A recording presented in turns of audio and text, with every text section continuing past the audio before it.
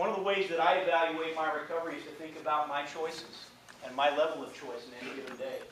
If I begin to spend more of my time thinking about using, then my choices begin to slip on me a little bit, and I got to go back to the steps. I got to go back to the big book. I got to go back and look at things like hope. Sometimes it's easier for me to recognize the slipping of my hope by looking at my choice than it is by thinking about my hope. So remember, each of these are a way to kind of look at and evaluate where I might sit. Let me give you just a, if you think about the recent definitions of addiction, one of my favorites is this. It's not dependency, it's when the midbrain sees the drugs, the alcohol, or the behavior as survival itself. When you are an addict and your brain sees those things as survival itself, okay, then you are going to use. Your choice is gone. This idea of self-will that they've been talking about, there is no self-will left. The only choice you got right here is to ask for help. That's the only choice you got. You're going to use. And so when we think about agency, we think about that one day at a time process of recovery, where we purchase back the choice in our life not to use, where we purchase back the other choices in our life to develop and build our lives in a way that we see. As an outcome person, the only time the one day at a time made sense to me was when I thought about me every day I get through, it gets a little easier. It gets a little easier. And you know, people in early recovery, they're afraid. A lot of the questions their families ask us is, are we ever going to get beyond where this is the primary compulsion in our life? Where all we think about? Yes. That's the idea of reclaiming your choice. Getting to a place where you don't wake up and think about it every single day. But what I know is that we all had a time way back on this end of the continuum. And I remember being 7, looking at my friends' parents drink and smoke and do drugs, and I could just be Nancy Reagan right there. I could just say no. Right? I could just say no. I had no desire. Oh, I'm never going to do that.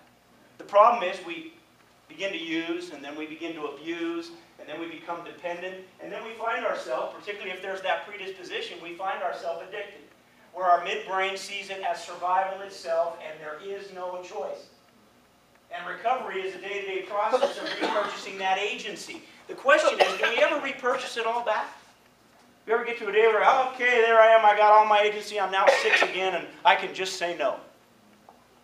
You know what? It feels like that at times, but that's not the case. And I'm going to share with you just a quick personal piece on this that is what really drove this home for me. And to be honest with you, it was about agency that brought me back. So about 6 years ago, my 3rd daughter was hurt very badly. And all the consequences that come with getting hurt in a way that you can just probably imagine. As a father, I felt like I had failed, that I had not protected my daughter. And I wanted revenge. I wanted some payback. And on a daily basis, over about the next 8 weeks, I wasn't thinking about my recovery. Right? So here I was at about 26 years of recovery, thinking everything was hunky-dory. I wasn't thinking I was cured, but I wasn't thinking about using, I can tell you that. Farthest thing from my mind. But in the course of about 8 weeks of not managing my recovery, I slipped right back down this continuum until on one Friday, after leaving the ranch at Dovetree, by the way, with my good friend Dr. Kimball, and completely losing it on the way back with someone who cut me off in their car. I realized that I was headed right back to the place where my brain was saying, this is about survival, and you better use, because there's no other way out of this pain. I went home that day, and I got dressed. And I got dressed and was headed out to procure my drug of choice so that I could do what it was that I thought was going to solve this problem.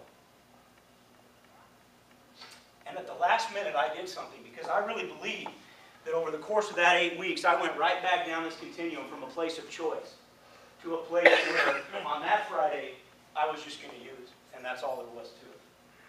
I got to tell you, the only thing that saved me, and I remember thinking, you know what, you've told the people and the families at the ranch at Dovetree that when they get to that place, they've got to learn to reach out for help.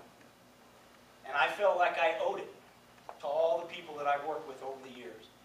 And so in the last few seconds before I ended up in this place, I made a phone call. And it was to my good friend, Dr. Kimler, a non-addict. And I said, I need to talk. He knew I needed to talk based on what he saw on the way home that day. He said, okay. And I said, well, I need to talk soon. He said, well, when? I said, how about now? And he said, okay, how long will it take you to get here? And I said, I'm already out here. I was sitting outside of his house. He walked out. He sat with me. And in the 60 minutes that he spent with me, I bought back just enough of my choice to get through that Friday night. The next day, I bought back just enough of my choice by focusing on my recovery and by realizing that I had now lost it again. Right? I wasn't thinking about hope. I wasn't thinking about accomplishment. What I was realizing was, oh my gosh, I feel the same compulsion I did 26 years ago.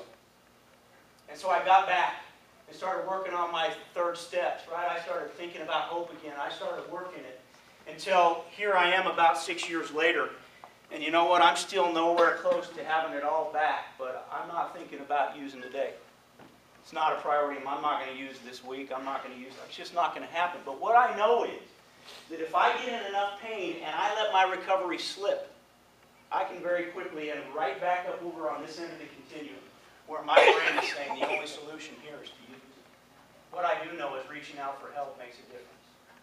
At that moment when you've lost your choice in the matter, it's your only option. And it saved my life, and it preserved 26 years of recovery. And I love my good friend for taking that hour with me. I want to just give you a little bit of just a quick piece. About 2 weeks prior to that, my daughter caught me in the family room. My daughter who was hurt. And she cut me off, and she got in front of me, and she took my hands, and she had tears coming down her eyes, her face. And she looked at me with this pleading sense and said, this is what she said to me. She said, Dad, you've got to heal. She said, if you don't heal from this, none of the rest of us will ever heal from it. And even with that wonderful plea from my daughter, 2 more weeks went by, and I let myself slip clear down here. Thank goodness that day I got it and preserved not only recovery, but all the things that have happened up to that point in time.